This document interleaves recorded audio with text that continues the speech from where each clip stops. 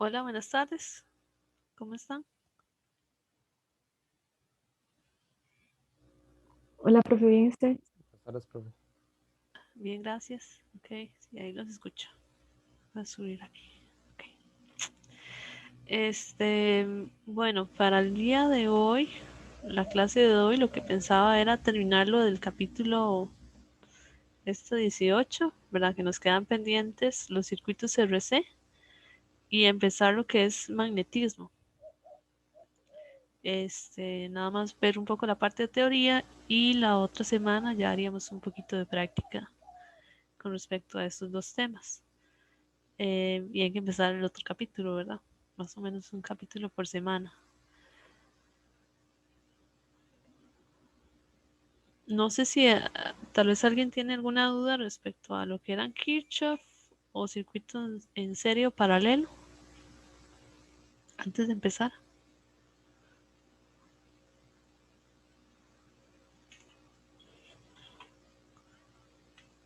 ¿no?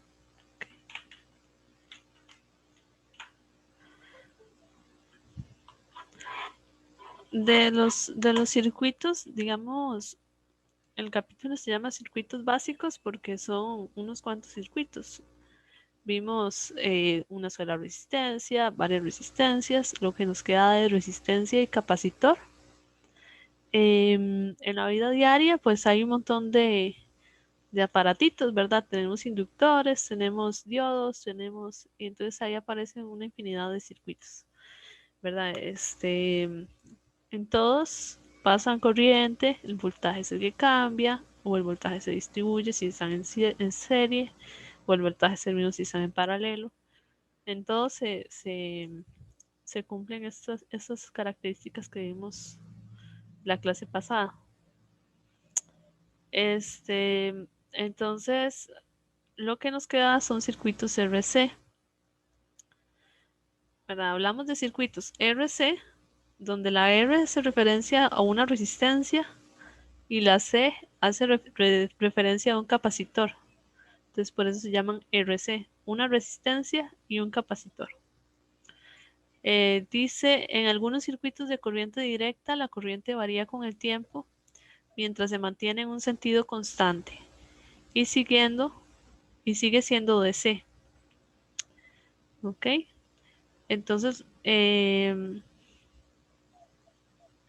lo que significa es que si la corriente sigue estando en un solo sentido, ¿okay? Estamos en lo que se llama corriente directa.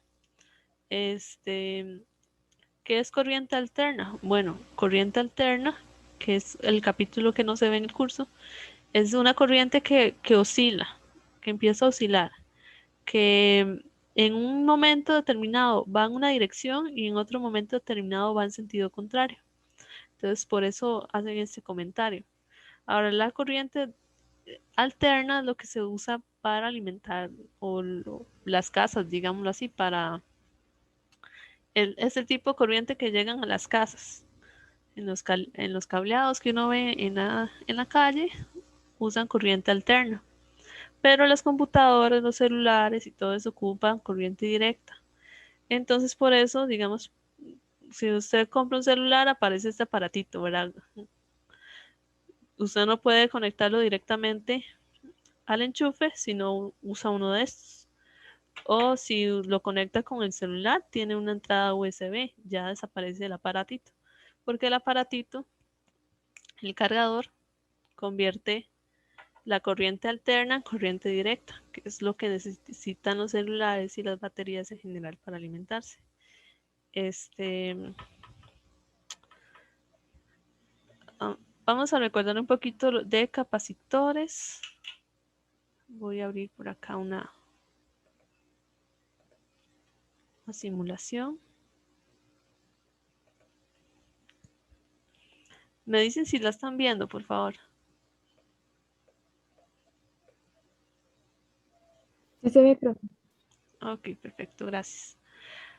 Entonces, aquí es una simulación muy sencilla de solamente un capacitor, ¿verdad? Y ustedes recordarán de que los capacitores estaban en el capítulo pasado, y habían capacitores en serie y capacitores en paralelo, y ustedes sumaban capacitores o hacían la suma inversa y lo convertían a un solo capacitor.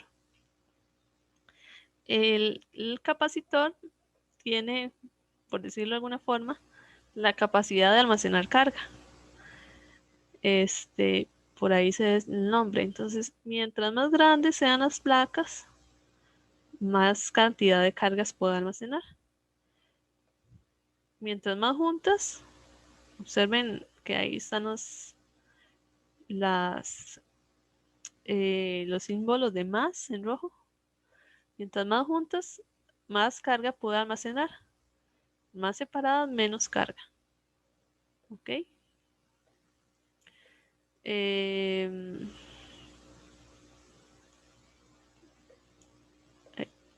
Si yo lo conecto a una batería y la batería dice 0, dice desconectar. Las placas están neutras, ¿verdad? Si yo llego y la conecto, puedo colocarle carga, ¿verdad? Porque de la batería sale la corriente y la corriente son un flujo de electrones, ¿verdad? Electrones y llegan y chocan contra la placa y no pueden caminar más. Entonces, bueno, aquí serían los electrones, más bien, son los azules. Y de los electrones,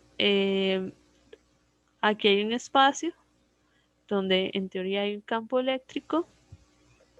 Ahí está. Las líneas de campo eléctrico salen de las positivas hacia las negativas.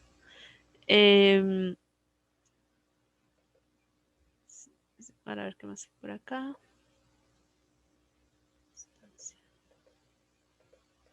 Bueno, aquí dice carga. Dejémoslo así.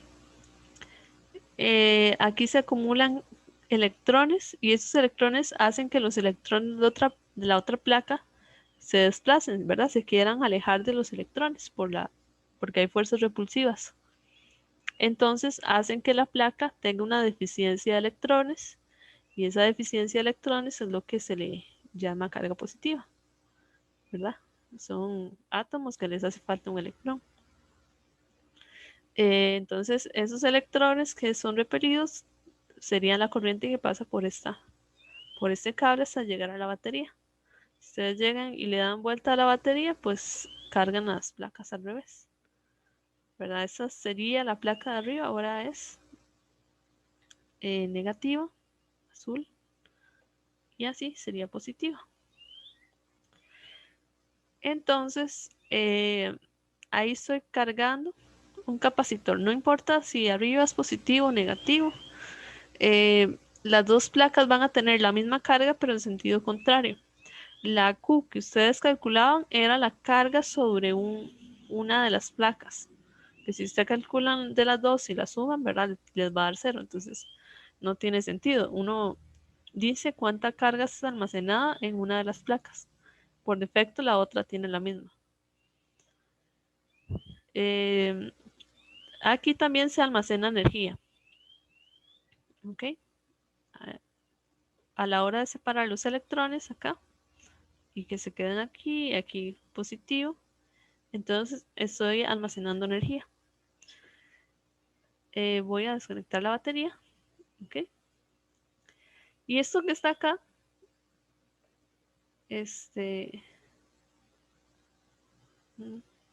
aquí también se puede mover. Esto que está acá es un capacitor cargado. Ustedes pueden cargar un capacitor, desconectarlo a la batería y va a seguir cargado. Después yo necesito conectarlo a un cable, ¿verdad? O conectar las dos placas mediante un cable externo, como acá. Puede ser con batería o puede ser sin batería.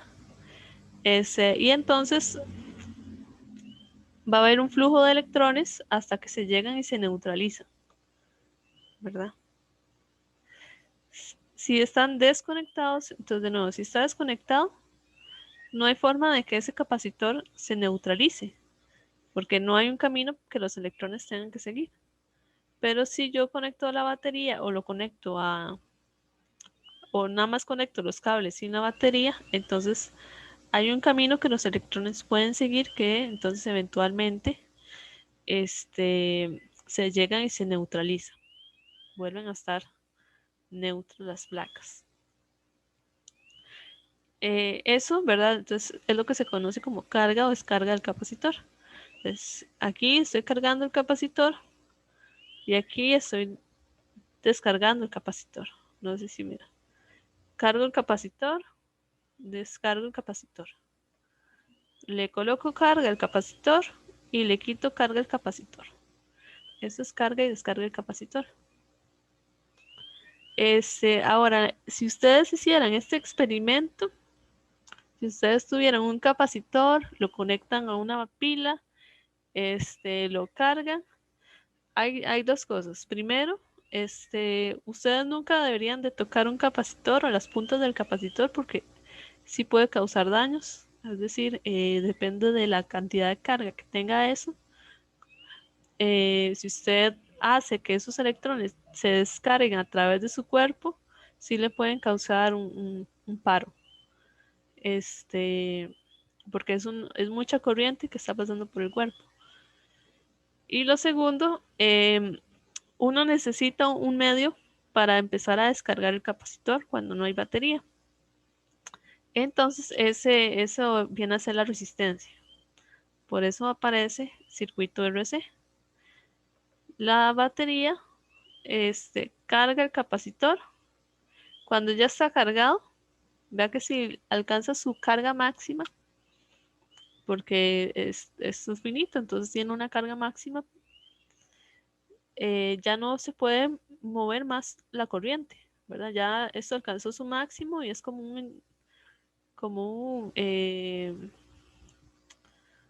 esto, ¿cómo se llama esto? Como un interruptor, ¿verdad? Entonces se llena y deja de pasar corriente por todo el circuito, a pesar de que esté la batería por acá. Entonces, yo estaría cargando el capacitor, cargo el capacitor. Cuando ya está cargado, deja de pasar corriente y mientras la batería sigue acá, no hay paso de corriente, se queda sin corriente. Aquí dice I igual a 0. Eso es lo que está simbolizando acá. Entonces, si yo quiero descargar el capacitor, tengo que quitar la batería, porque la batería es lo que me impide que haya un flujo de corriente en sentido contrario. Entonces llego y le quito la batería y ahí yo estaría descargando, por ejemplo acá. Nada más con una resistencia y con un capacitor.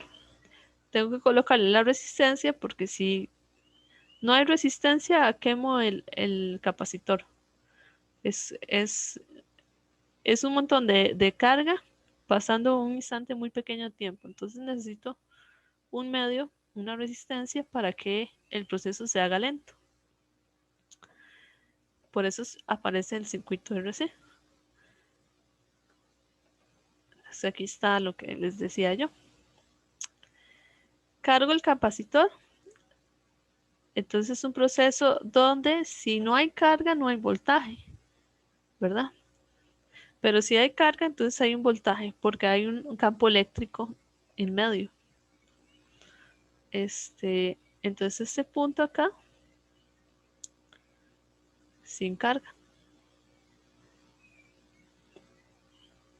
Y este que es una asíntota, entonces la línea más oscura es la función de carga. Es la que me dice cómo se va cargando ese capacitor. Y esta es asíntota. No sé si recuerdan que es una asíntota a esta línea punteada que sería el voltaje más alto que puede alcanzar ese capacitor. Entonces una asíntota es como dos líneas que se acercan demasiado, pero que no se tocan. Entonces esto acá sería el caso completamente cargado.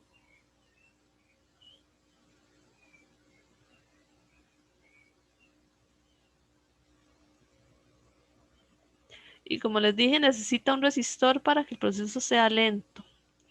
Lento entre comillas, ¿verdad? Estamos hablando de segundos o menos de un segundo. Esos procesos son muy rápidos, pero sí en la resistencia es casi que instantáneo. Entonces, ese es el cuidado que hay que tener cuando uno trabaja con capacitores, que es un golpe de electricidad y entonces sí puede provocar un accidente. Entonces, caso completamente cargado es cuando el capacitor tiene su voltaje más alto, V0, o sea, está cargado con Q. Y si el voltaje es cero es porque no hay carga. Recuerden que si no hay carga no hay nada, no hay energía, no hay voltaje, no hay campo eléctrico. Pero si tenemos toda la carga tenemos el voltaje máximo, el campo eléctrico más máximo. Eso es la carga. Ahora la descarga, más bien partimos de, vea que aquí está corriente, entonces una corriente máxima o un voltaje máximo o una carga máxima, ¿verdad? Todos esos tienen su relación hasta que es cero, hasta que el capacitor se neutraliza y entonces ya no hay corriente. Entonces al final el capacitor funciona, es como que si fuera una segunda batería. Siempre me ha gustado verlo así, ¿verdad? Necesito una batería para cargarlo y una vez cargado es como que si fuera una segunda batería que produce otra corriente y después llega y se neutraliza, entonces es como una batería descargada, ¿verdad? Aquí está justamente la gráfica de con el voltaje. Ven, voltaje cero, perdón, voltaje máximo, desde voltaje máximo hasta voltaje cero. Entonces es una curva descendente. Eso es descarga. Y una curva ascendente es carga. Con cualquier variable que esté en el eje. Puede ser voltaje, puede ser carga, puede ser corriente. Ahora recuerden que la corriente es la que pasa por el resistor, ¿verdad? El capacitor almacena carga, pero la corriente pasa a través de un resistor. Entonces uno experimentalmente mide la corriente a través del resistor.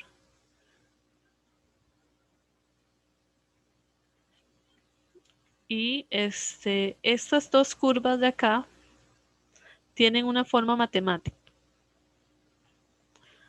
¿Ok? Entonces, esta que está acá es para la carga de un capacitor. Esta carga, que es el voltaje máximo 1 menos E a la menos C entre RC. Donde esto que está aquí debería de ser adimensional. Adimensional es que las unidades se llegan a cancelar todas entre sí. Entonces, si le ponemos un poquito de atención,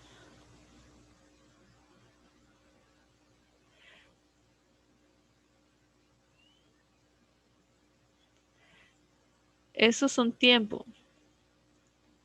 Eso es tiempo y aquí dice RC. Entonces, las unidades del tiempo, lo que hago yo es colocarlo entre paréntesis cuadrados para, para después ponerlo en igual y ponerle las unidades. Formalmente es así. Entonces, las unidades de tiempo son segundos y las unidades de RC tienen que ser segundos para que yo llegue, cancele y diga que es adimensional. ¿Ok? Significa que R por C es una unidad que tiene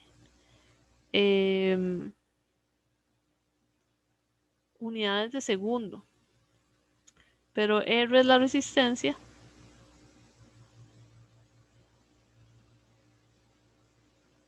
y C es la capacitancia.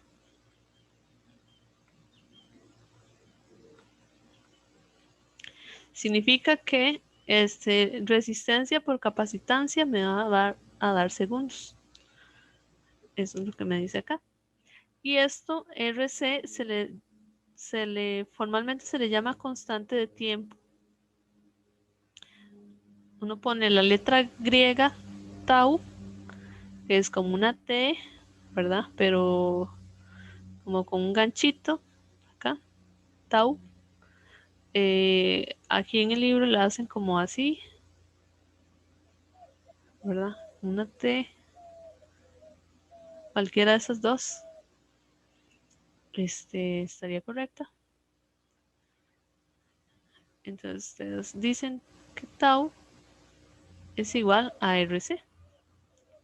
Esto tiene unidades de segundo y se le llama constante de tiempo de circuitos.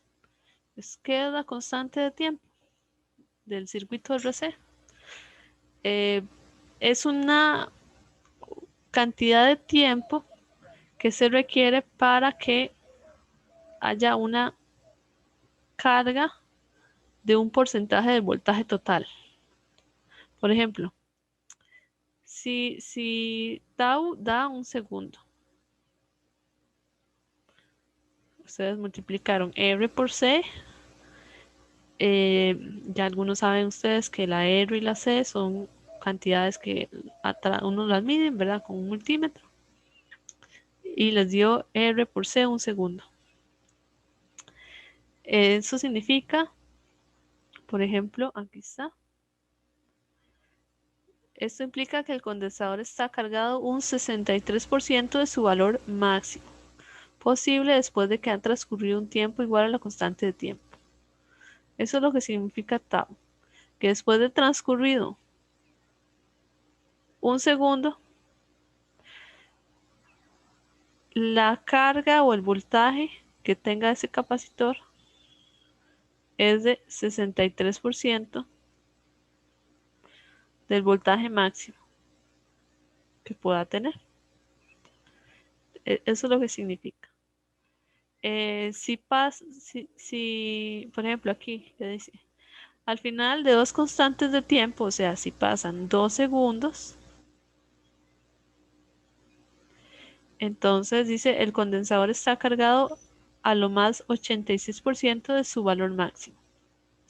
Entonces, en 2 segundos todavía no ha llegado al valor máximo de V0, sino que tiene el 86% del valor máximo. Para tau igual 3, o sea, para 3 segundos, se llega al 95%, 95% del valor máximo. Si ustedes le ponen ahí otra, todavía no llega al 100%. Puede ser que le llegue al 99.9% del valor máximo, porque esto es una asíntota. La curva más negra nunca va a llegar a tocar la punteada. Entonces ahí nada más al porcentaje se le agregan la cantidad de nueces. Nunca es del 100%. Dice, como regla general, el condensador se considera plenamente cargado después de que han transcurrido varias constantes de tiempo, ¿verdad? 3 constantes de tiempo es 95%. Entonces, 4 constantes de tiempo, 5 constantes de tiempo, ya uno puede decir que el capacitor está cargado. Eso es, como ustedes nunca van a ver una carga o un electrón, entonces ustedes quieren cargar el capacitor, multiplican R por C, que son cantidades que ustedes pueden medir, y dice, bueno, tau son un segundo, entonces si yo pego las puntas del capacitor en la batería, me espero 5 segundos y ya está cargado, ¿verdad? Algo aproximado y sin hacer mediciones. Voy a borrar por acá. Eso es para la carga. Y para la descarga, pues es algo muy parecido. Entonces, primero para la descarga, la batería tengo que quitarla, si no, no logro descargar el capacitor. Y por ejemplo, aquí está el voltaje. La diferencia es que aquí está nada más V E a la menos T entre tau, ¿verdad? Donde tau es igual a RC. Y para la carga era V0, 1 menos E a la menos T entre tau.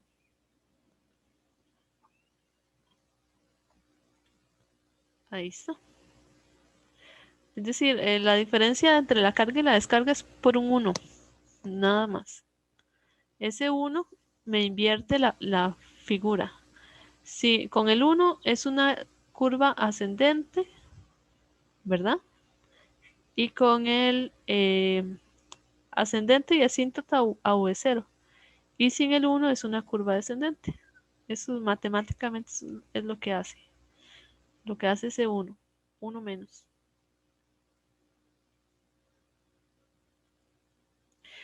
Entonces, se supone que ya han pasado varias constantes de tiempo, unos 5 segundos, digámoslo así. Yo digo que ya estaría cargado el capacitor, lo conecto a una resistencia y lo descargo. Para descargar, digamos, la curva empieza en su voltaje máximo, su carga máxima, y desciende hasta 0 o asíntota a 0. Eso es, después de transcurrido un tiempo, pues todavía tal vez va a quedar por ahí un electroncillo, ¿verdad? Nunca se neutraliza completamente, pero es prácticamente nada. Y hablamos de que en este caso la constante de tiempo, tau, igual es R por C, que es que desde el voltaje máximo vamos a considerar, digamos que de aquí, del máximo hasta acá, hay 63% o una disminución del 63%. Y si consideramos que 100% desde 0 hasta V0, entonces de aquí a aquí es lo que falta, ¿verdad? 37%. Entonces uno dice el caso contrario. Para la descarga, la constante de tiempo es el tiempo necesario para llegar a un 37% del voltaje inicial. No sé si me voy a entender.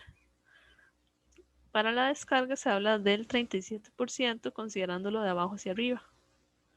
Pero ahí disimuladamente ahí está el 63% de arriba hacia abajo.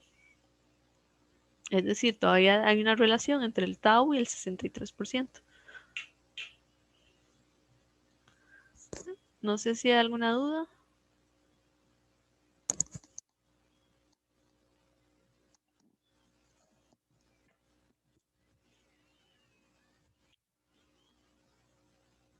¿No? Okay.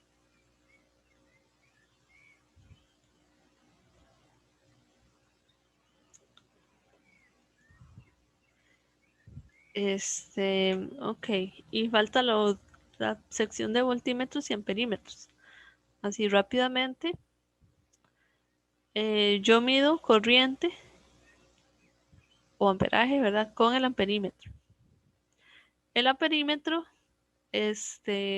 puede estar contenido en el multímetro. Ustedes pueden comprar el amperímetro por aparte, ¿verdad? El multímetro es como, el multi es que hay un montón de instrumentos en la misma caja, ¿verdad? Pero eventualmente ustedes podrían conseguir un amperímetro que nada más lo que hace es medir corriente. Si yo voy a medir corriente, yo necesito que toda la corriente pase por el amperímetro. Entonces, el amperímetro, vamos a ver. Ustedes lo que verían es esto. Una corriente pasa por el amperímetro y después pasa por la resistencia. Ah, bueno, es más, aquí está. Uno no ve lo que tiene adentro. Pero aquí en esta sección, si ustedes se ponen a leer, les dice qué es lo que tienen adentro. Entonces, básicamente tiene dos partes que están en paralelo. una parte donde dice una G, que es otro dispositivo, y dos resistencias. Resistencia de derivación y otra resistencia. Tal vez lo más importante de todo esto es que estas dos resistencias que están acá son resistencias que tienen que ser muy pequeñas comparadas con esta. Es decir, las dos, vean que están en paralelo. Entonces estas resistencias tienen que ser muy pequeñas comparadas con esta, perdón. Para que no interfieran en lo que es el voltaje. Y el voltímetro, de nuevo, ustedes no ven lo que hay adentro. Ahí está. Ustedes nada más conectan los cables a una caja y listo. Más aquí le ponen un circulito. Pero el voltímetro también tiene dos resistencias. Entonces, estas dos resistencias tienen que ser muy, vamos a ver, dice,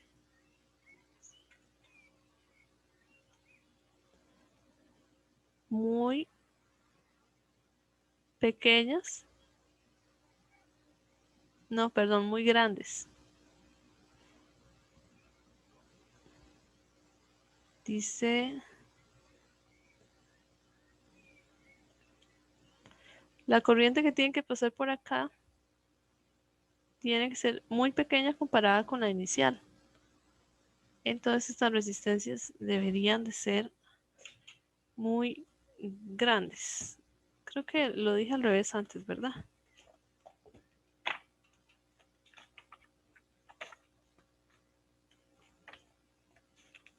Es el capítulo 18.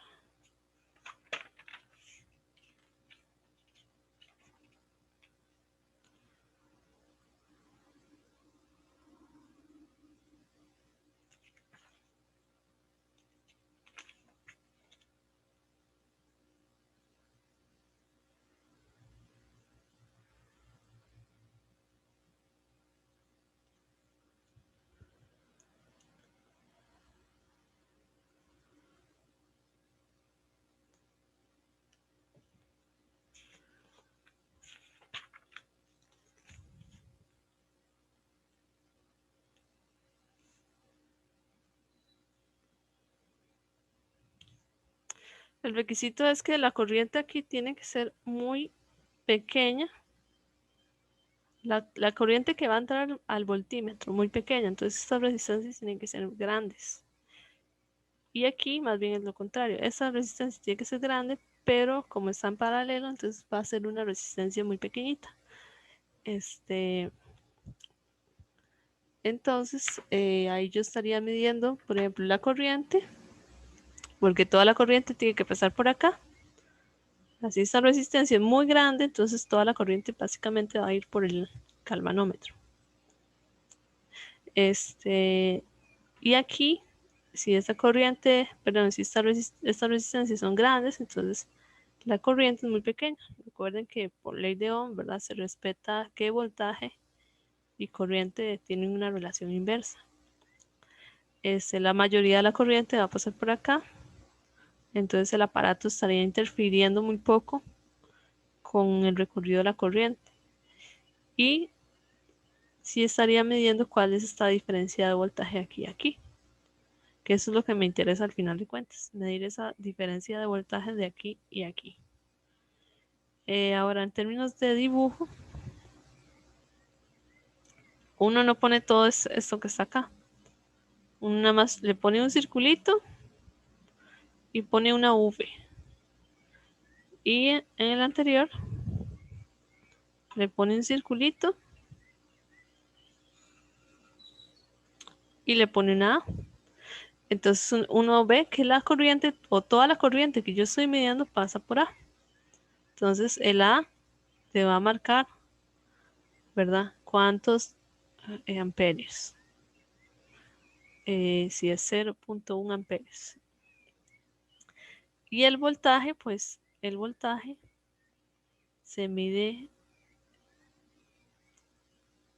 en paralelo. Acá, vea que si ustedes lo piensan, es como que si hubiera una resistencia aquí y una resistencia aquí. En el fondo hay resistencias. Entonces, uno dice, bueno, es que esta A está en serie con R. Entonces uno dice, bueno, para yo medir la corriente, tengo que poner el amperímetro en serie con la corriente. Y para yo medir el voltaje, tengo que poner el voltímetro en paralelo con la resistencia que voy a medir. Eso más o menos es como un circuito en paralelo.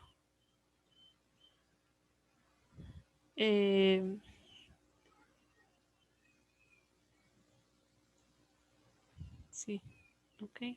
En el fondo siempre hay resistencias. Entonces por eso yo les digo que piensen en las resistencias.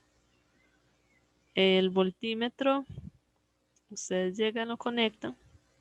En el laboratorio todavía no les he puesto a colocar el voltímetro, pero ustedes nada más sacan dos cables y los pegan. Y entonces en la pantallita les aparece un voltio, digámoslo así. Y ahí les aparece cuál sería el voltaje sobre la resistencia. Esto nada más ustedes lo leen. Esto no se los voy a evaluar. Esto es más como para el laboratorio. No sé si hay dudas o comentarios.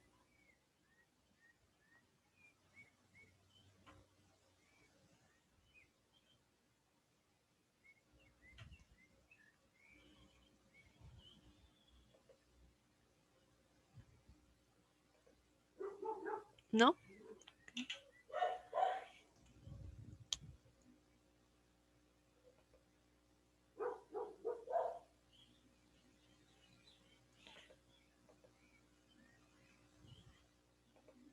Lo que sigue es con magnetismo. ¿Ok? En realidad el tema es bastante conceptual. Solo hay unos cálculos al final de campos magnéticos y fuerza magnética. Entonces,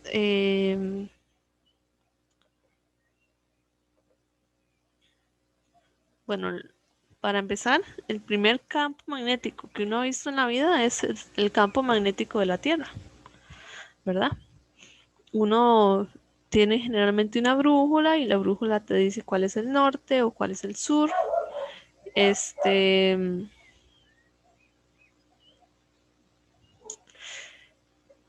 También están los imanes de refri o los imanes que se usan para jugar, ¿verdad? Y esos imanes son imanes, como por decirlo de alguna forma, son imanes naturales, son materiales magnéticos. Entonces, la Tierra tiene en su interior un núcleo de níquel, si no me equivoco, que se está moviendo y a eso se le asocia el magnetismo de la Tierra.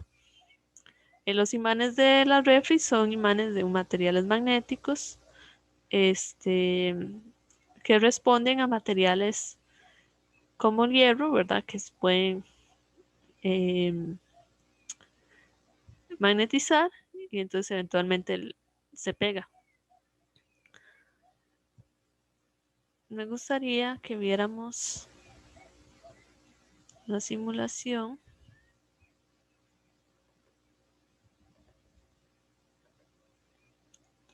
acá. ¿Lo están viendo? Sí. Dice campo magnético de un imán.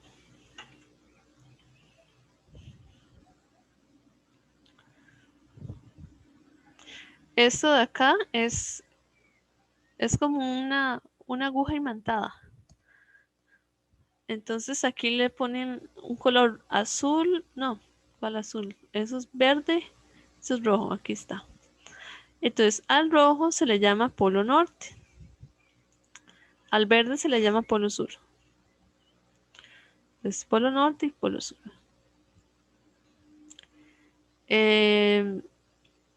Bueno, creo que lo que les voy a mostrar ya ustedes lo saben eventualmente. Ustedes ocupan unir el polo opuesto para que se pegue o se junte, ¿verdad? Entonces el rojo va a querer orientarse al verde y el verde al rojo. Yo lo muevo por acá, entonces el rojo como que siempre persigue al verde y el verde al rojo. Eh, no importa donde yo lo ponga, entonces va a tratar de seguir eso. ¿Ok? Eso es porque la aguja está imantada. Si yo pongo un pedazo de vidrio, el pedazo de vidrio no va a hacer nada, ¿verdad? No se va a orientar. Ahora quiero que vean lo que hace esta simulación. Dice que se están dibujando la dirección del campo magnético. Entonces, la aguja se está como, yo la coloco en una posición y esta le tira cómo es ese campo magnético. Y si ustedes ven, esas líneas de campo magnético salen del rojo, ¿verdad? Vean aquí está la flechita y llegan al verde. O sea, salen del polo norte y llegan al polo sur. Y eso es una regla básica. Es como cuando yo les decía que las líneas de campo eléctrico salen del positivo. Aquí las líneas de campo magnético salen del polo norte y se mueven al polo sur. Entonces tienen como esa similitud con las líneas de campo magnético, perdón, eléctrico. Lo otro es que estas líneas, voy a borrar todas, hacer nada más una. Digamos, estas son curvas cerradas, se cierran. ¿Ven? Yo lo acerco y está cerrada, lo alejo y está cerrada, lo alejo un montón y en el infinito estaría cerrada, ¿verdad? Son como círculos muy grandes, entonces uno no los ve todas. Aquí por dentro del imán también tenemos una línea. Entonces las trayectorias de ese campo magnético son curvas cerradas y eso es algo que no estaba en el campo eléctrico. En el campo eléctrico eran líneas que salían de la carga y, y no terminaban nunca, sino que seguían hasta el infinito, ¿verdad? Eran radiales hacia afuera. En cambio acá todas las curvas van a ser cerradas en los campos magnéticos. Con la dirección del polo norte al polo sur. Y eso es válido siempre. Ahora, como les dije, esto es un material magnético, pero hay dos formas de obtener un material, o mejor dicho, un campo magnético.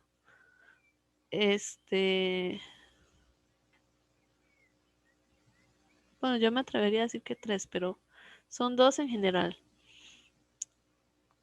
O ustedes tienen su imán, o ustedes generan lo que tal vez se los voy a decir, ustedes generan un electroimán, ¿ok? O generan un campo magnético a través de la corriente. Entonces son dos formas. Y eso es más o menos lo que expone el capítulo. Voy a devolverme a la presentación.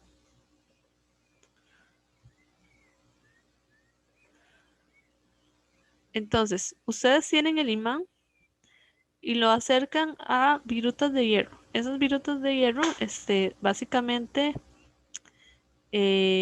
son como las agujas, ¿verdad? O la aguja imantada, porque es hierro. Entonces, con solo que el hierro esté cerca de un campo magnético, ya se imanta. Ya ahorita les explico qué es imantar. Entonces, ellos se van a orientar en la dirección del campo magnético.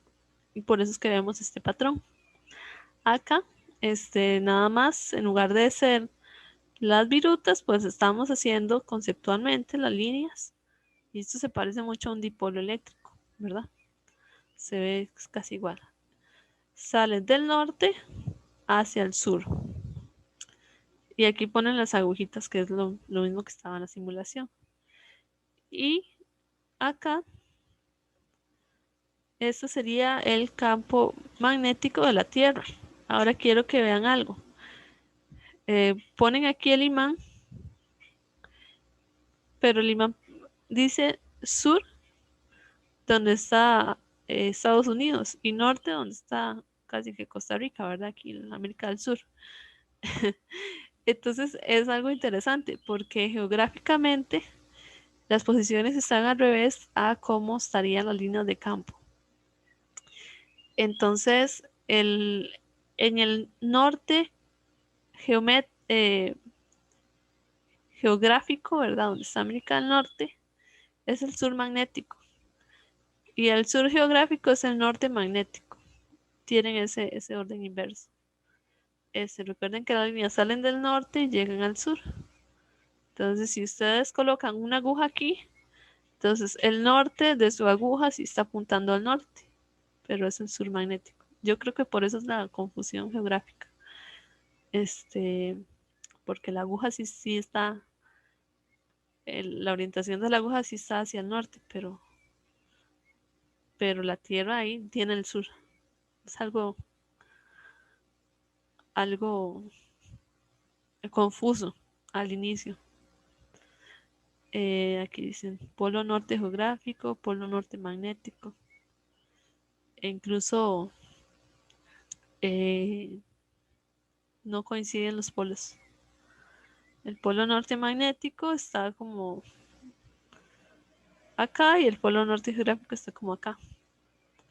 Recuerda, el polo norte geográfico es donde rota la Tierra y el polo norte magnético es donde convergen las líneas de campo magnético. Ok. Entonces dice, los polos magnéticos iguales se repelen, los polos magnéticos diferentes se atraen. Entonces, si ustedes, imagino que ya lo han hecho, tratan de juntar dos imanes, hay un punto donde ellos hacen así, ¿verdad? Se unen y ustedes no hicieron ningún esfuerzo. Y hay otro donde ustedes realmente tienen que empujar los dos imanes porque si no, no se juntan, ¿verdad? Ellos hacen así como que se mueven hacia un lado.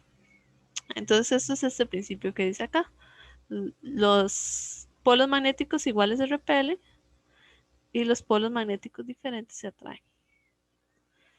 Dice la dirección del campo magnético en cualquier lugar es la dirección hacia donde apunta el norte en la brújula si ésta se colocara en ese lugar.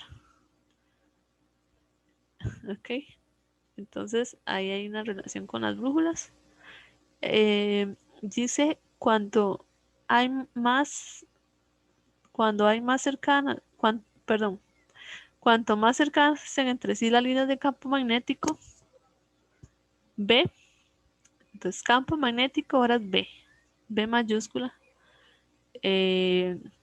Esto es magnitud, recuerden, y esto es vector. Entonces, cuanto más cercanos estén entre sí las líneas de campo magnético, más intenso es este. En cualquier lugar, la dirección del campo magnético es tangente a las líneas de campo o de manera equivalente a la dirección a la que apunta el extremo norte de la brújula. Entonces, las líneas de campo, estas que estaban acá, de nuevo, son líneas, son una visualización, pero no me dice hacia dónde va el campo. El campo es tangente a esas líneas, es decir, el campo, tal vez voy a hacer un par de flechas acá. El campo, ustedes están tentados a decir que el campo en este punto tiene esta dirección. No sé si me voy a entender. Como doblada. Tal vez voy a cambiar de punto. Digámoslo aquí.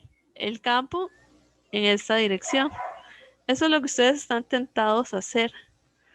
Pero esto es una visualización para decir hacia dónde apuntan los campos en todos estos puntos. Y apuntan tangentes a esa línea. Entonces, tangente es nada más tocándola. Así, en línea recta. no curva. Aquí es en línea recta. Aquí en línea recta. No sé si me voy a entender. Eso es tangente. Es para que no se confunda en pensar que la dirección del campo magnético es como torcida. Sino es tangente, línea recta. Esa es la dirección del campo. Y la magnitud, bueno, la magnitud en estos dibujitos está diciendo, por ejemplo, en el polo norte hay más cantidad de líneas, entonces aquí la intensidad es mayor. En el polo sur también hay más cantidad de líneas dibujadas, entonces es más intenso, por ejemplo, comparado con estos puntos de acá.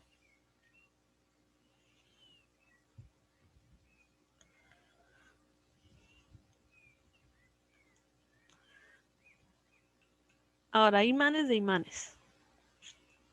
Por ejemplo, este es un imán que está como en forma de U. Y la pregunta aquí sería, ¿sobre qué actúa un imán? Es decir, ¿cómo, cómo es la fuerza o cómo es el movimiento y sobre qué actúa? Por ejemplo, el campo eléctrico no actúa sobre la masa. Si yo tengo una carga neutra, un átomo neutro, no le hace nada el campo eléctrico. ¿Qué sí le hace a la masa? Bueno, el campo gravitacional, perdón. Si yo tengo un ion, entonces el ion está cargado. Entonces, si está quieto el ion va a sentir una fuerza eléctrica porque tiene carga. No importa la masa, la carga es la que hace como efecto con el campo. La masa hace efecto con el campo gravitacional. Y aquí es la pregunta, ¿qué hace o qué se relaciona o cómo es esa fuerza y sobre qué? Y cuando estamos con campos magnéticos, son con partículas cargadas. Tiene como dos condiciones. Una es que sea una partícula cargada, un ion o algo más grande. Y lo otro es que tenga movimiento. Porque si yo tengo una partícula, por ejemplo, un electrón quieto en un campo magnético, no va a pasar nada. La partícula se va a quedar quieta. Si la partícula o el electrón estaba en movimiento, entonces ahí va a haber una fuerza. Solo cuando la partícula está en movimiento va a sentir una fuerza. Esa es como la particularidad del campo magnético. Esa fuerza se le llama fuerza de Lorentz. No está por acá. Está aquí. Va a depender de la carga y de la velocidad, ¿verdad? Esas son dos características que tiene que tener la partícula para que sienta una fuerza por el campo. Y claramente va a sentir la magnitud del campo eléctrico, perdón, campo magnético. Entonces, el campo magnético ustedes lo pueden calcular a partir de la fuerza que sienta la carga en movimiento, o la fuerza la pueden calcular a partir del campo en el que esté la partícula en movimiento. Pero eso es un juego de palabras, ahí depende del problema, entonces ustedes calculan la fuerza o calculan el campo. Ahora, esto de aquí es válido solo cuando la velocidad es perpendicular a B. O sea, cuando tengo una velocidad en un eje y tengo un campo magnético en el otro eje. Por ejemplo, la velocidad en X y el campo magnético en Y, o el campo magnético en Z. Perpendicular. Si la velocidad va en el eje X y el campo magnético va en el eje X, entonces ahí no se cumple, no hay fuerza. También tiene esa particularidad. Si yo tuerzo un poquito ese campo magnético, ahí ya aparece la fuerza magnética o fuerza de Lorentz. Entonces, cuando hay un ángulo entre la dirección del vector de velocidad y el vector de campo eléctrico, perdón, campo magnético. Entonces ahí aparece en la fórmula un seno de zeta. Si son paralelos, no hay fuerza. Y si son perpendiculares, pues si son perpendiculares hay un ángulo de 90 grados. Entonces seno de 90 es 1. Significa que se convierte en esta fórmula de acá. Es decir, la fórmula 19.2 está contenida en la 19,3. Aquí están los diferentes casos. Por ejemplo, seno de 0 o seno de 180 da una fuerza de 0, que es lo que yo les dije, que si son paralelos o antiparalelos. Me falta este caso. Los valores máximos de la fuerza con el ángulo de 90 y valores intermedios con un ángulo ahí, puede ser 30, 40 grados, ¿verdad? Va a depender del problema. Y aquí tenemos la famosa regla de la mano derecha. Y esta regla aparece porque resulta y sucede que vamos a trabajar entonces en 3 dimensiones.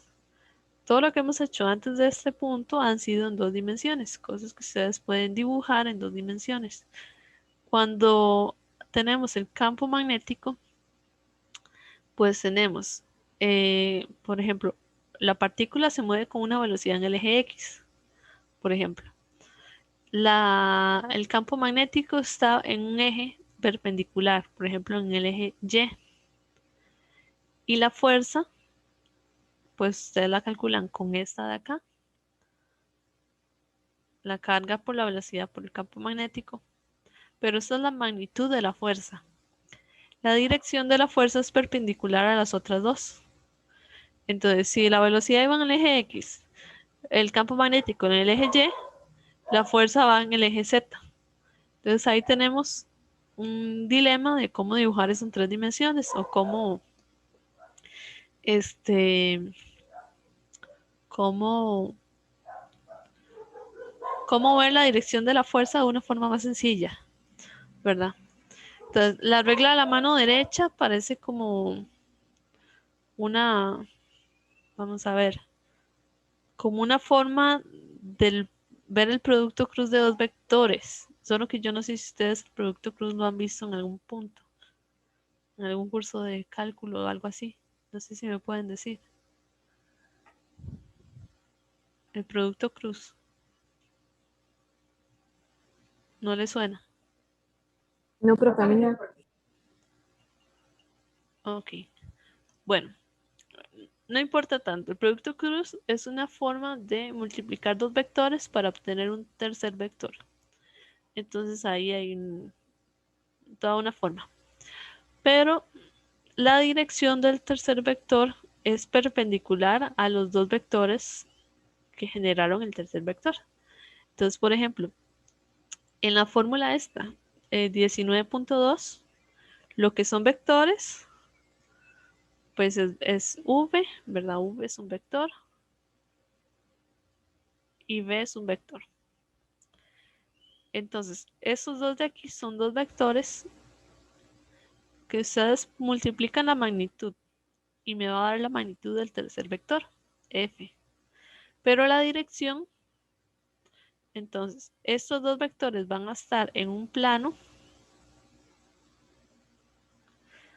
y el vector f va a estar perpendicular a ese plano. Entonces, recuerdan el ejemplo que les dije antes.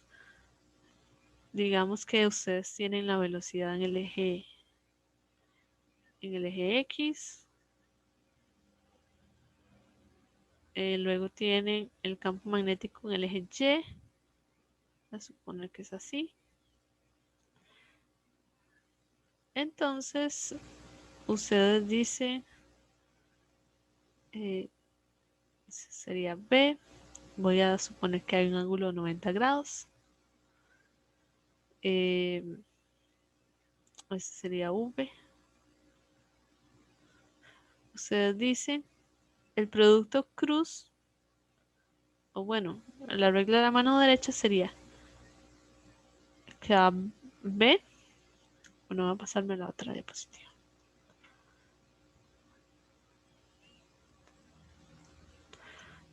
Voy a apuntar esto primero.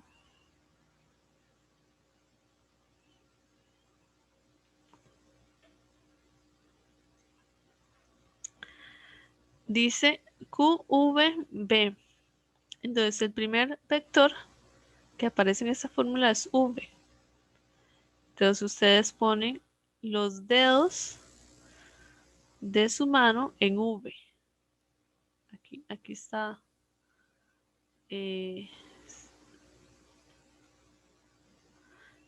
Ustedes ponen los dedos de su mano en V.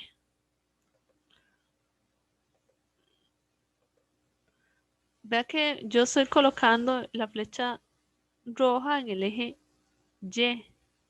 Perdón, en el eje X, pero hacia mi derecha. Entonces yo tengo que colocar los dedos en V. Así. Ahí yo tengo los dedos dirigidos hacia V. No sé si me están viendo. Y luego usted lo que hace es que mueve los dedos hacia B. Mueve los dedos hacia B. Pues mover los dedos hacia B es como hacia la pantalla. Ustedes tienen que tener un poco de imaginación ahí para... Dice, mis dedos apuntan hacia donde va la flecha y ahora quiero moverlos hacia donde está B. Hago nada más este movimiento. Y hacer este movimiento me dice que el pulgar da la dirección de la fuerza. Entonces el pulgar está apuntando hacia abajo, la fuerza o la dirección de la fuerza tiene que ir hacia abajo. En el caso de este dibujo que yo hice. Este se llama F vector. Entonces, de nuevo, ustedes ponen los dedos en la dirección de esta primera V, ¿verdad? Porque la V es la que está de primero en la fórmula. Entonces, primero ponen los dedos en la dirección de V. En mi caso, ¿verdad? En el dibujito que yo hice ahí, va hacia mi derecha, entonces pongo los dedos hacia acá. Y muevo los dedos en dirección hacia donde está el segundo término, que es B, hacia B. VB, y el pulgar me va a decir hacia dónde apunta la fuerza. La fuerza apunta hacia abajo, porque mi pulgar apunta hacia abajo. Ahora, en el caso del dibujo del libro, dice que V va hacia la izquierda. Entonces, con mi mano derecha, pero no usen la izquierda, usen la derecha, ponen los dedos hacia la dirección de V, que es hacia la derecha, perdón, hacia la izquierda. Y el B se supone que apunta hacia afuera de la pantalla, hacia uno, ¿verdad? Entonces tiene aquí los dedos, los mueve hacia donde está B y el pulgar se mantiene arriba. Entonces la flecha de fuerza tiene que ir hacia arriba. Esa es la lógica que hay detrás. Hay otra forma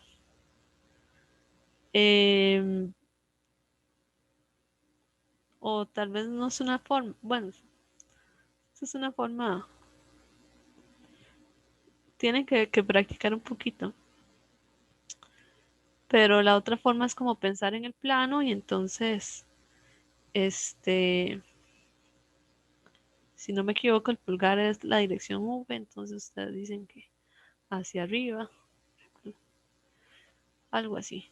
Pero esa es la forma más estándar de enseñarlo. Es mejor que se acostumbren con esa forma. No sé si entendieron o lo vuelvo a repetir.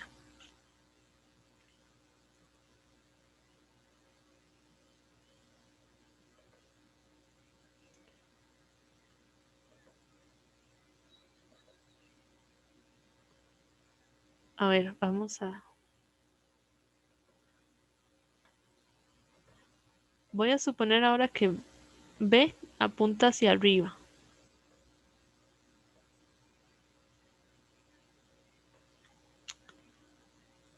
Y no solo hacia arriba, con un ángulo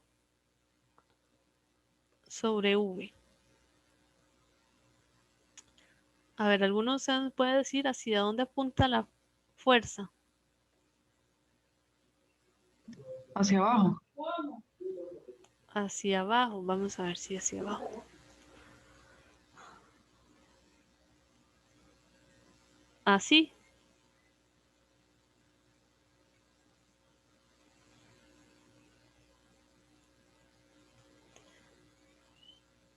Hacia abajo se refiere así.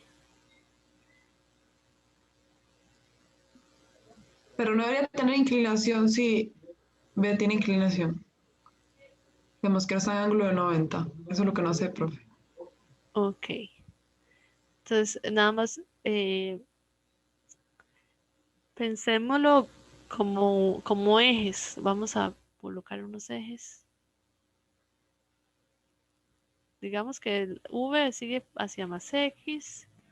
Aquí sería Y.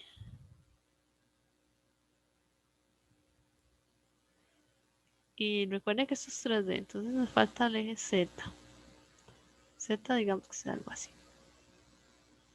Z siempre cuesta un poco dibujarlo. Como que hay que darle perspectiva. Digamos que así. Entonces acá, digamos que sea más X, más Y. X cruz Y, el Z. El más Z va en esa dirección. Ok. Entonces yo les estoy diciendo que el ángulo es con respecto al eje X, del X hacia Y. Entonces el vector B en realidad está en X y Y. O sea, tiene un BX y un BY. Tiene una componente en X y una componente Y. No tiene componente en Z.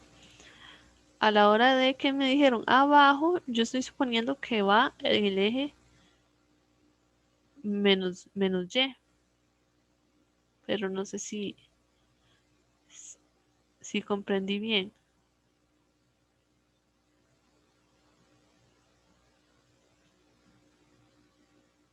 Sí, para mí aquí es abajo. ¿Ok? Ahora, lo que dice la regla de la mano derecha es que tome o coloque los dedos en la dirección de la primera magnitud de velocidad. ¿Ves? Los dedos hacia la velocidad. Entonces aquí ustedes tienen que acomodarse un poco, ¿verdad? Ahí está. Y muévalo ahora hacia la dirección del vector B. El vector B solo se movió un ángulo cita, ¿verdad? Pero ustedes pueden exagerar el movimiento. Ustedes pueden hacer así. ¿Ok? Se movió hacia acá. Estoy como moviéndome un ángulo cita, ¿verdad? Entonces llego, hago así y el pulgar apunta hacia mí. Entonces, si el vector V está hacia más X y el vector Y está hacia, perdón, y el vector B está tanto en X como en Y, entonces el vector de fuerza está apuntando hacia mí, que sería el equivalente a que esté apuntando hacia el eje más Z. Entonces, en realidad esto debería ser algo así. Aquí. Aquí es donde debería estar ese vector de fuerza.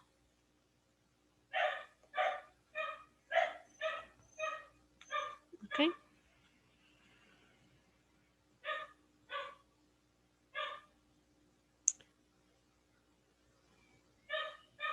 Si ustedes lo piensan un momento, esos dos vectores están como en el plano XY.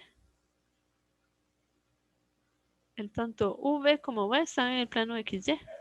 Entonces el vector de fuerza tiene que ser perpendicular a estos dos, tanto al vector V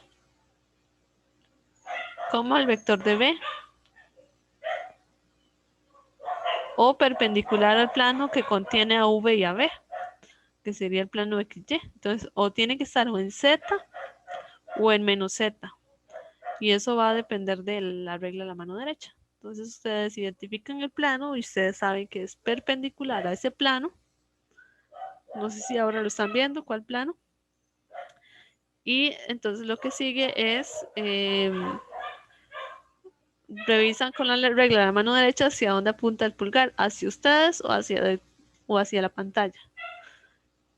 Y entonces ahí ustedes saben si va hacia Z o hacia menos Z. ¿Ok? No sé si hay alguna duda. Eso es práctica más que todo.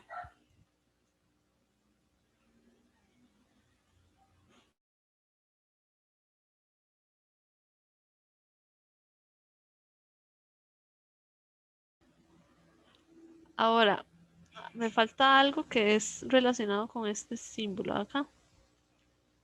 Ustedes pueden dibujar en 2 dimensiones, algo de 3 dimensiones utilizando esta simbología.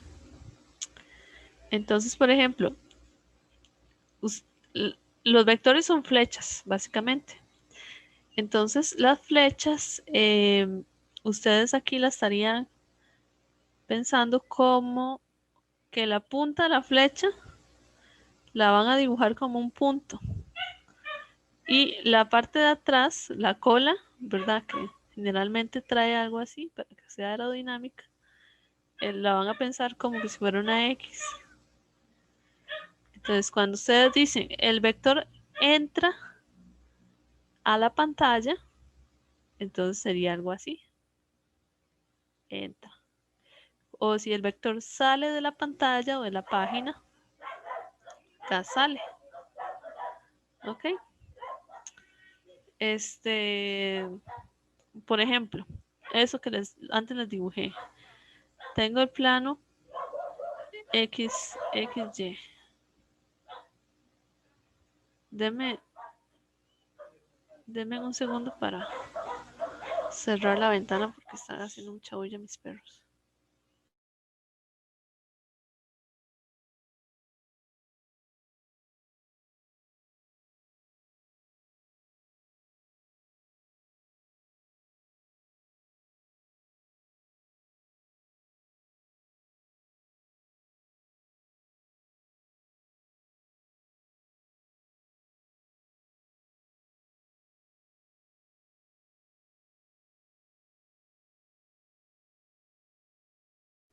Ok, ahora sí. Entonces, en lugar de dibujarlo en 3D, vamos a dibujarlo en 2D, utilizando estas X y estos puntos. Entonces, aquí, digamos, ponemos una flechita, decimos que aquí es el eje X, aquí es el eje Y, que es lo que ustedes están familiarizados.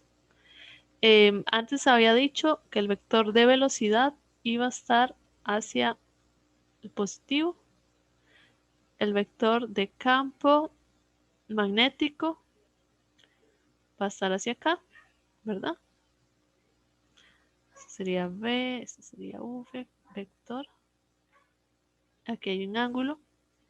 Y dijimos que por regla de la mano derecha, el vector de fuerza va a estar en el eje Z.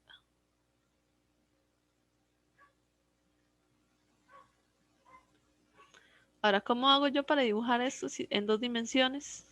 Porque antes lo que hice fue poner como una línea aquí, como darle como una perspectiva y decirles a ustedes que eso era perpendicular, ¿verdad? Ahí forzando un poco el asunto. Pero, yo dije, el vector de fuerza está en el eje Z, entonces puede estar o entrando o saliendo. Por regla de la mano derecha está saliendo, ¿verdad? El pulgar apuntaba hacia mí. Entonces eso es que sale. Entonces ustedes hacen un círculo y le ponen un puntito en el centro. ¿Eso es una simbología o nada más le ponen el puntito? Así. Es una simbología para decir que hay un vector ahí que se llama fuerza que está saliendo y está en el eje perpendicular a X y a Y. ¿Qué pasa si el vector, por ejemplo, el vector de velocidad está en la otra dirección? Así, Profe.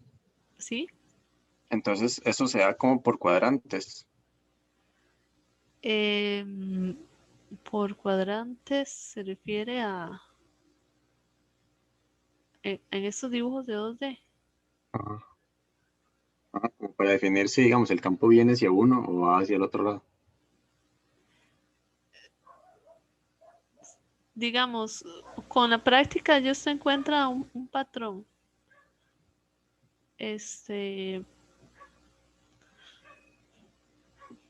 Por cuadrantes, no, porque en realidad en 3D habrían más cuadrantes.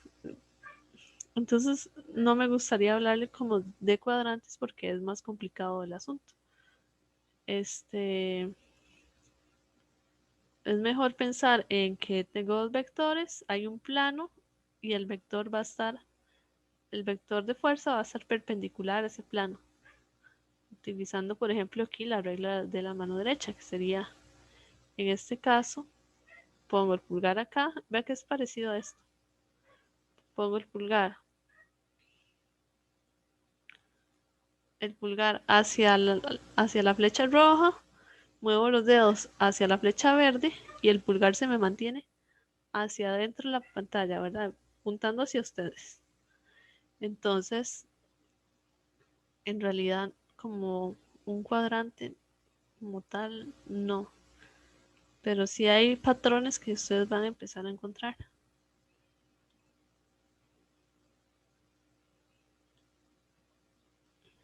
Esto. ¿Sí? ¿Alguien más iba a hablar?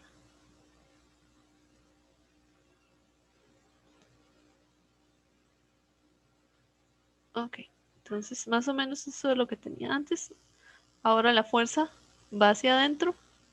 Vea que es como lo anterior, haberlo rotado, ¿verdad? Entonces ustedes, si tienen mucha como imaginación, entonces van a empezar a imaginar los objetos en 3D rotado y ahí van a encontrar los patrones. En este caso, pues tengo entonces que aquí tengo una X, ¿verdad? ¿Dónde va a apuntar? Hacia adentro. Eso simboliza. O pueden hacer un circulito y una X. ¿Ven? Con eso ya yo veo que el vector va hacia adentro. Es como que ustedes vieran, como dice aquí, la cola de la flecha, la parte de atrás. ¿Se entiende? ¿Me siguen?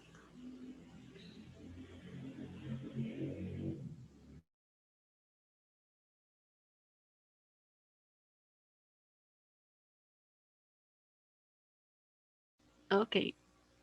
Entonces hay muchas partes aquí que tienen esa simbología. Por ejemplo, aquí. Entonces aparecen X. Ustedes se imaginan la flecha viéndose hacia la pantalla. Y los círculos son como flechas viendo hacia ustedes. Entonces, vea lo que hemos hecho hasta ahora. Ver el campo magnético de un material magnético. Ver que los polos iguales se atraen, los polos diferentes. Perdón, los polos iguales se repelen y los polos diferentes se atraen. Identificar que hay una relación entre el campo y la fuerza para partículas cargadas en movimiento. Esa fuerza tiene esta forma. Fuerza igual a carga por velocidad por el campo. Si son perpendiculares y si no, se les mete en el seno del ángulo. Si ustedes quieren, siempre utilizan esta fórmula de la 19.3, nada más colocan los casos especiales, si θ igual 0, si θ igual a 90. Y ya caemos en esta otra de acá o en la fuerza igual a 0.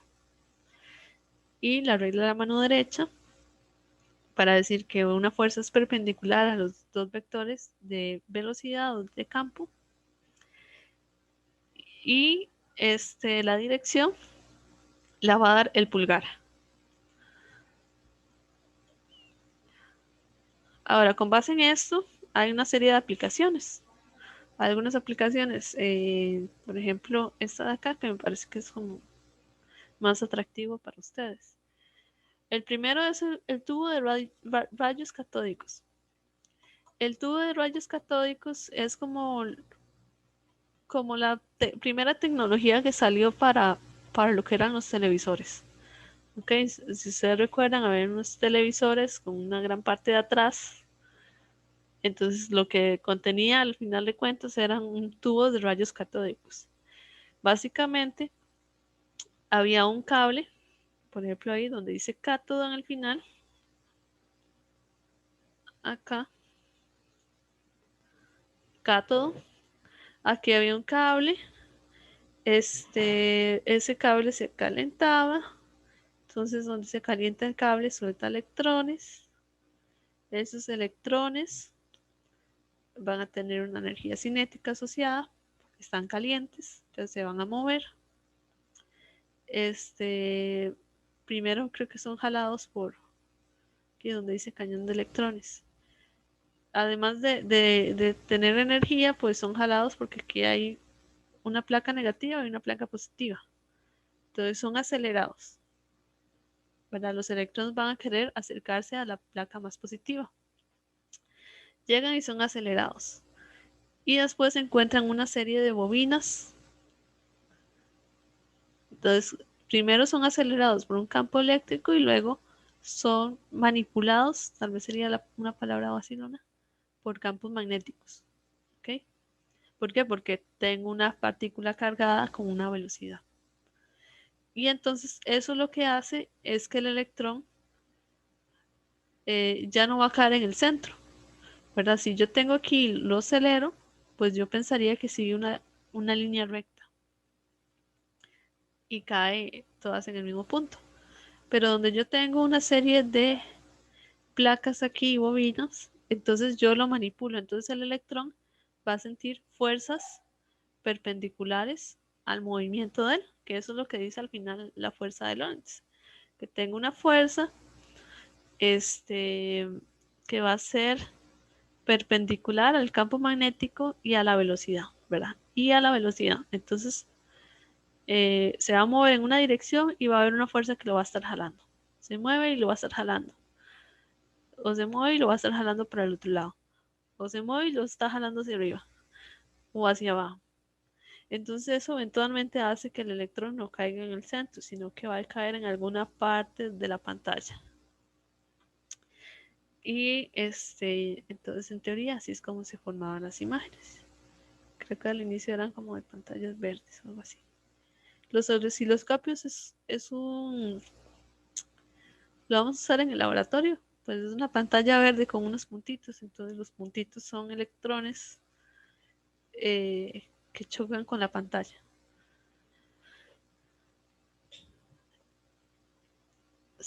Y el osciloscopio se usa para medir voltajes básicamente. Voltajes de circuitos. El selector de velocidades y espectrómetro de masas. Entonces, tal vez si alguno me puede decir qué es un espectrómetro de masas. ¿Qué recuerdan que es un espectrómetro de masas?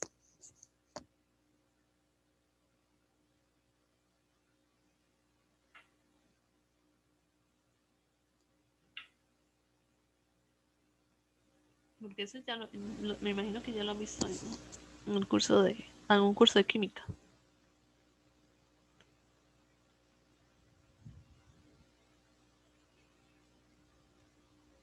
No, ninguno.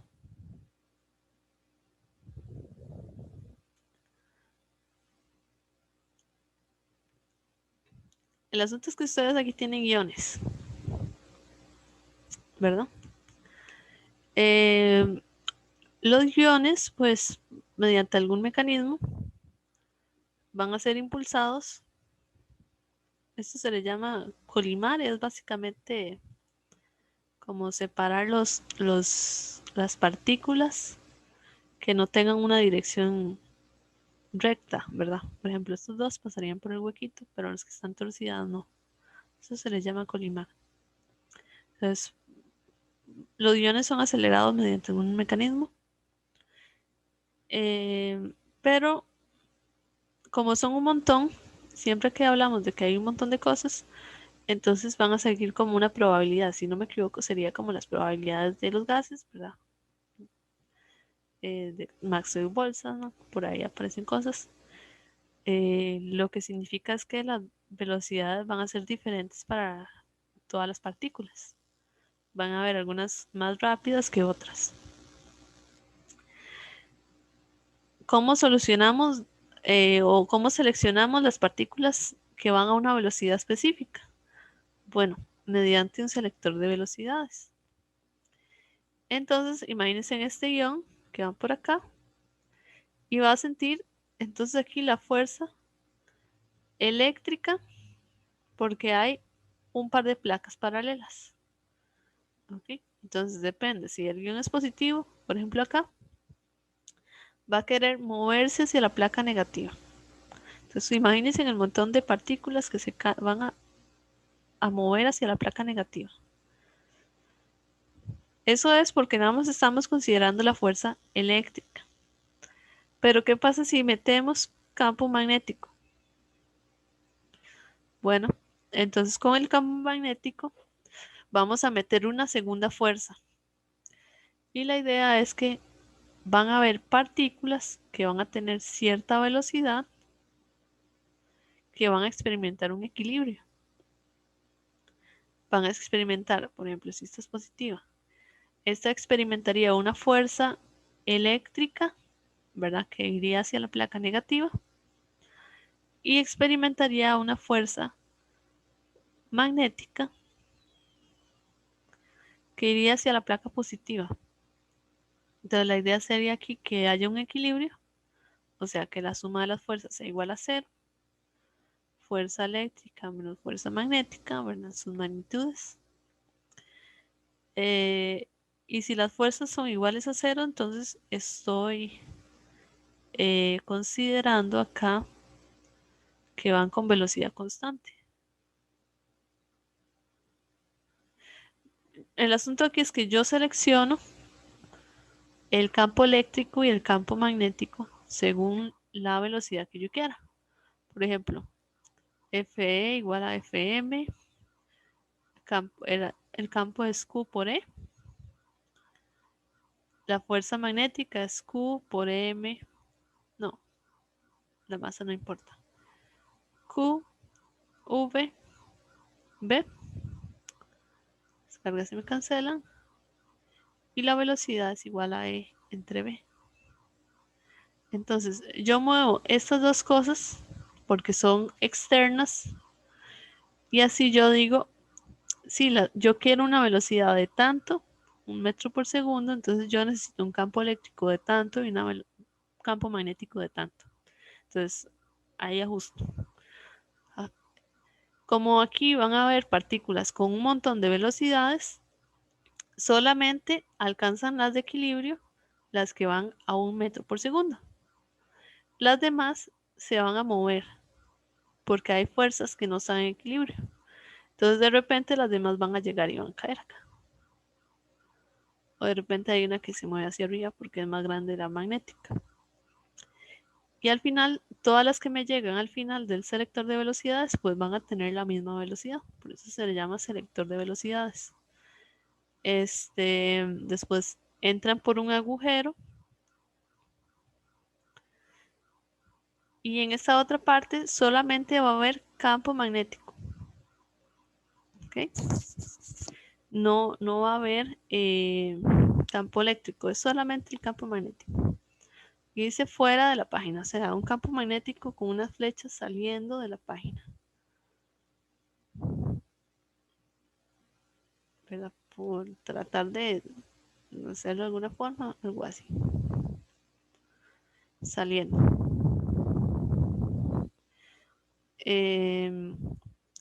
¿Qué pasa cuando tengo una partícula con una velocidad en este sentido y un campo eléctrico campo magnético saliendo. Entonces ustedes dicen V cruz B. La fuerza apunta hacia abajo. Apunta hacia acá. Entonces tengo una fuerza magnética que apunta hacia el centro y nada más tengo esa fuerza magnética que siempre va a ser perpendicular a la velocidad. Entonces cuando yo tengo una velocidad y una fuerza perpendicular, siempre la trayectoria va a ser circular. Es como una consecuencia. Tendría una trayectoria circular. Tal vez se les recuerde de los capítulos del curso pasado de movimiento circular, donde estaba la aceleración centrípeta, que era una fuerza que apuntaba hacia el centro. Entonces, en realidad, cuando solo hay fuerza magnética, la partícula quiere seguir un círculo y la fuerza magnética sería el equivalente a la fuerza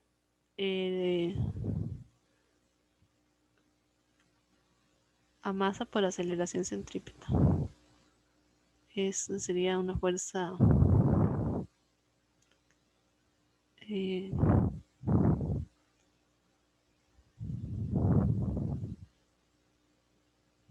centrípeta.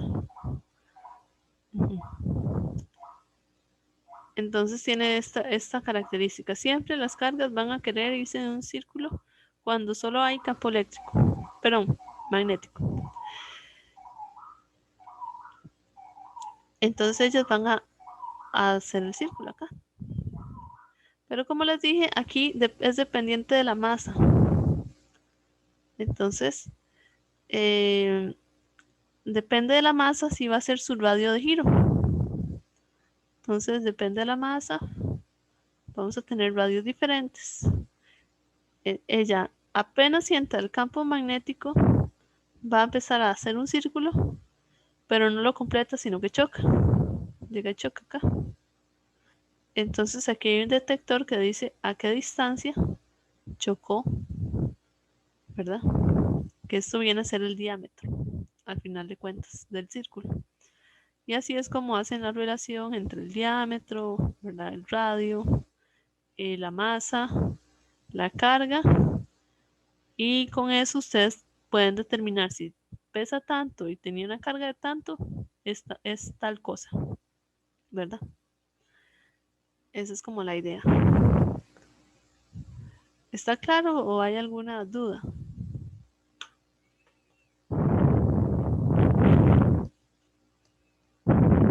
¿No lo han visto en algún curso de química?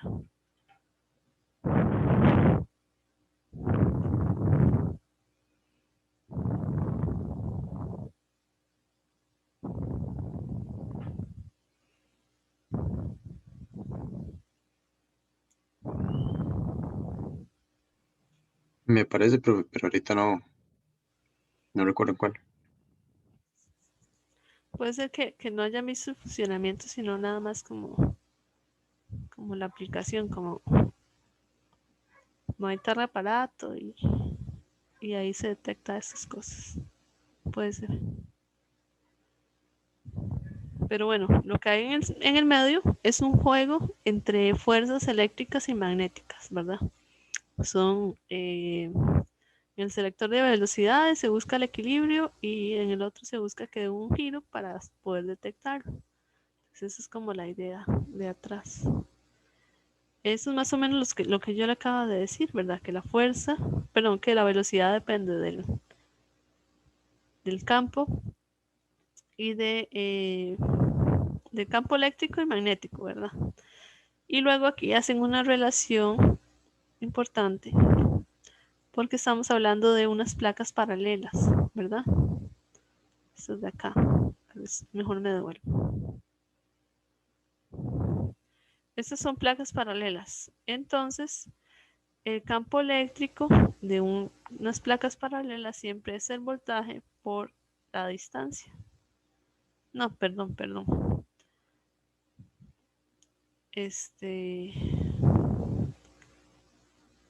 E por D es igual al voltaje.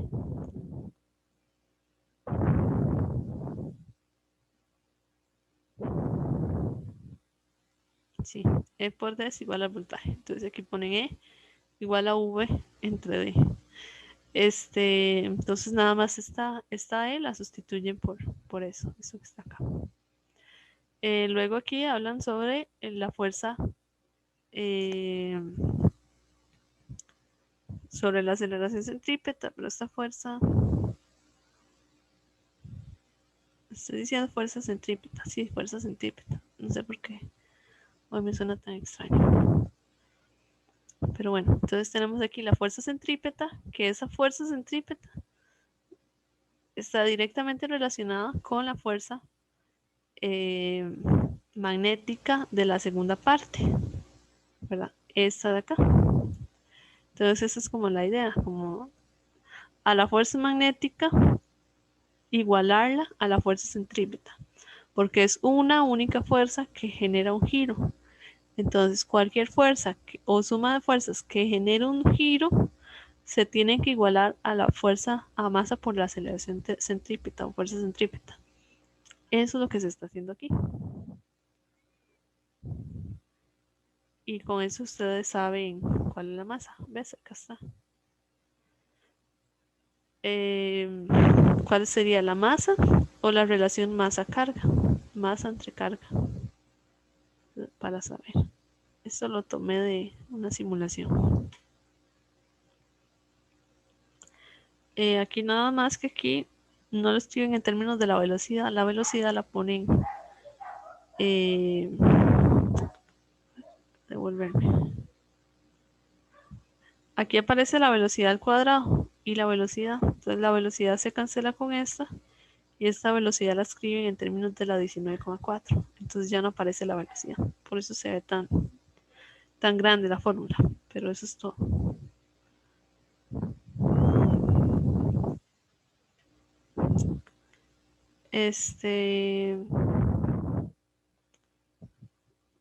Vamos a ver estos tres dispositivos y lo dejamos hasta acá. Dice fuerzas magnéticas sobre conductores con corriente eléctrica.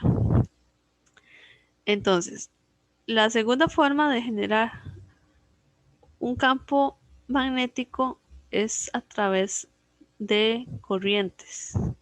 ¿Okay? Si yo tengo un alambre donde pasa una corriente, esa corriente está generando un campo magnético. Ese campo magnético de esa corriente o de ese cable va a generar una fuerza magnética sobre alguna otra cosa. Es como una cadena. Entonces, les voy a hacer el dibujo.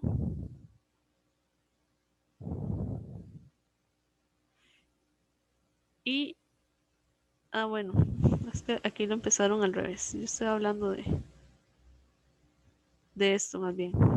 Estoy hablando de esto. Entonces, por ejemplo, acá tengo un cable donde pasa una corriente. Entonces, por el hecho de pasar aquí una corriente, entonces estoy generando un campo magnético. Nada más porque son corrientes en movimiento. Entonces, corrientes o electrones o cargas en movimiento generan campos magnéticos. Pero las cargas en movimiento también son susceptibles a los campos externos. Entonces, hay que tener un poco cuidado. Entonces, tengo aquí el cable y si yo le pongo una brújula cerca, por ejemplo, voy a detectar un campo magnético. Entonces, ese campo va a tener esa forma, que es el de una fuerza, un campo magnético debido a un alambre largo y recto. Va a depender de la permitida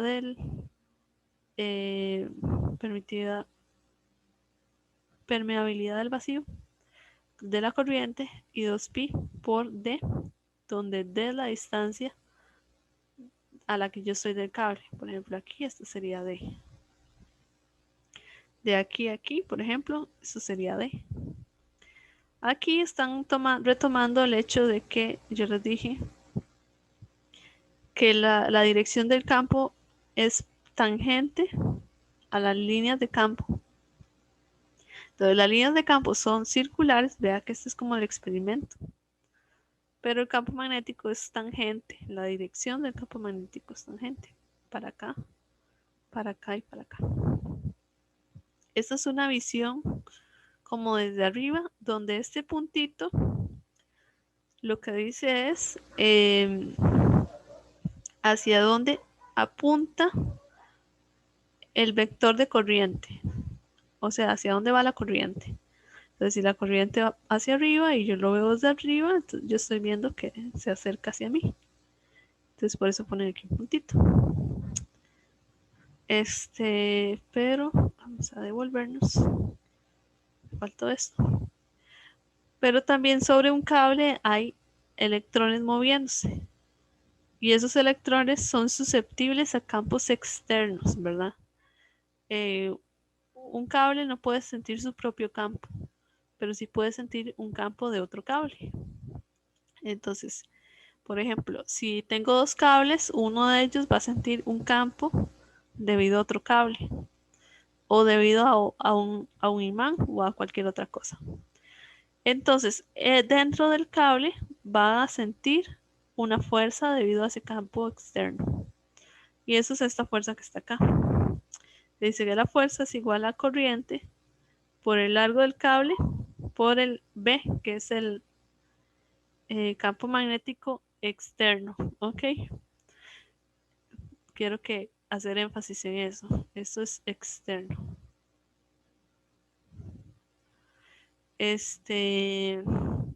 Igual que antes. Si el campo es perpendicular, es esta ecuación de acá. Si el campo no es perpendicular, la forma general es escribirla con un seno de cita, donde el seno de cita es el ángulo entre la dirección de la corriente, ¿verdad? Que al final de cuentas es la dirección de velocidad del electrón, y el campo externo. Entonces ustedes actúan de nuevo con la mano derecha. Ustedes hacen y dicen, bueno, va hacia arriba, va hacia abajo, está torcido, pero tiene que ser perpendicular al cable y al campo externo.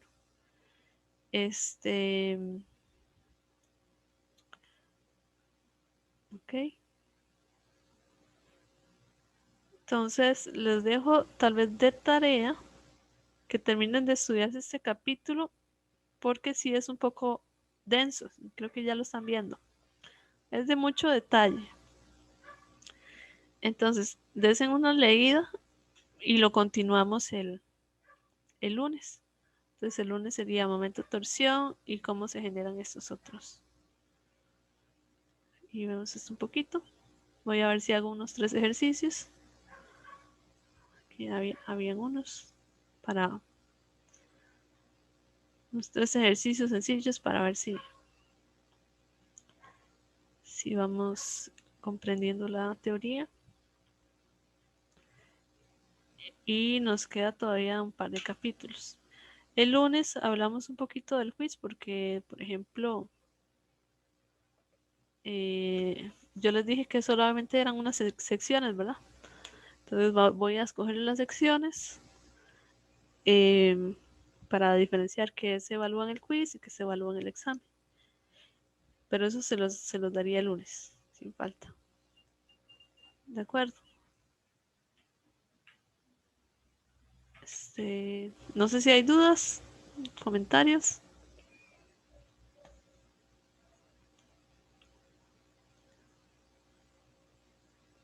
¿No?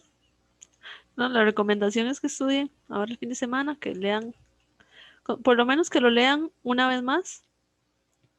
Y después si hay dudas, el lunes los vemos y así también vamos identificando algunos puntos claves de este capítulo, porque sí es de mucho detalle.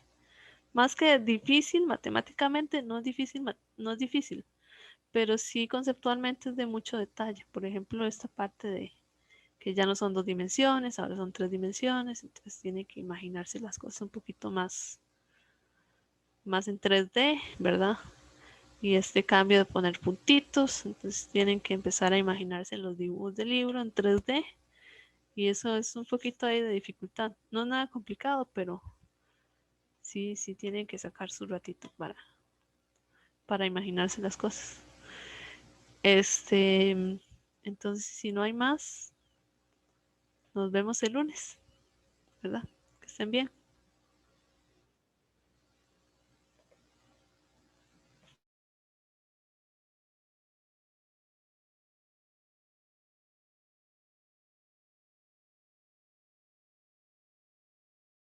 No, profe, gracias. Hasta luego. De nada.